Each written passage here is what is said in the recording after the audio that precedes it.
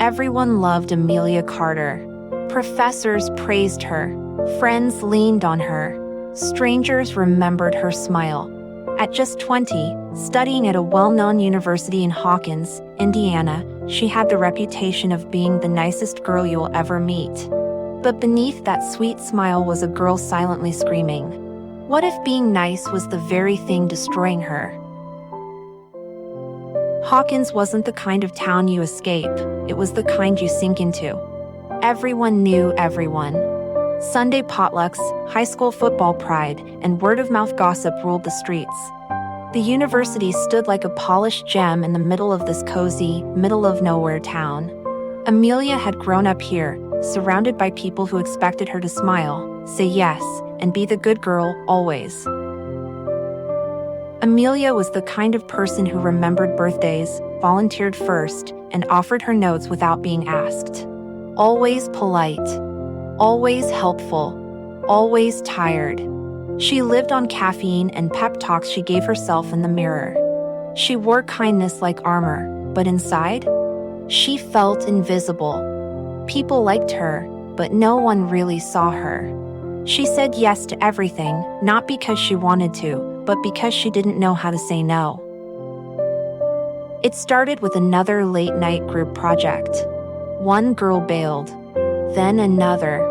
The weight fell on Amelia. Again.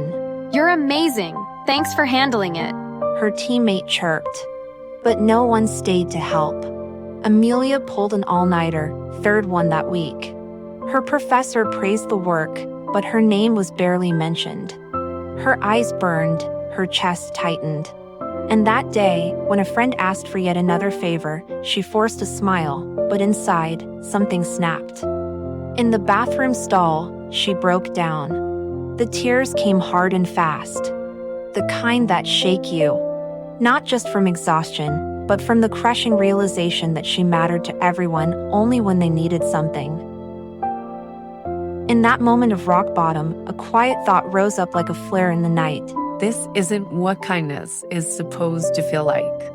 Amelia realized she had mistaken self-sacrifice for compassion. She wasn't being kind, she was being afraid. Afraid of disappointing people. Afraid of losing friends. Afraid of not being liked.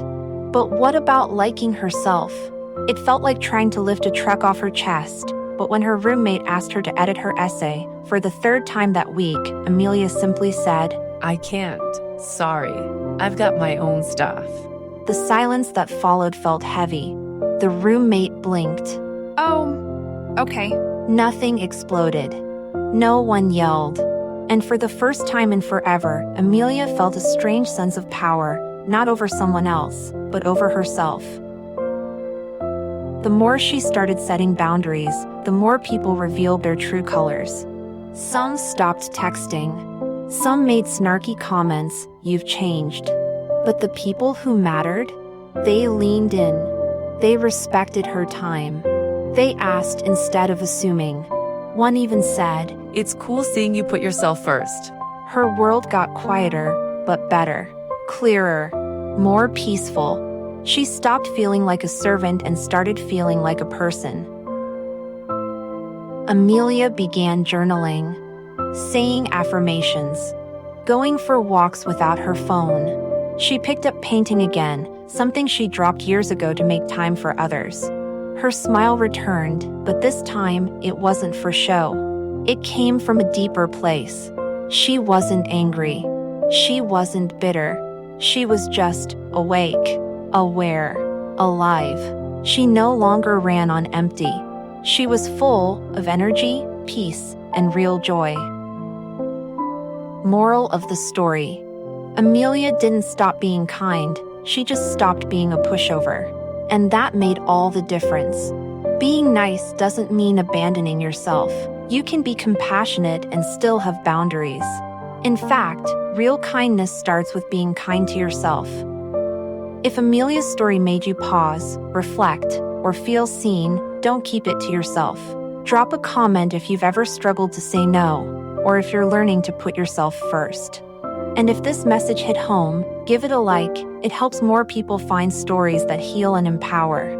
You're not alone in this journey. Take care of your heart, protect your peace, and goodbye for now.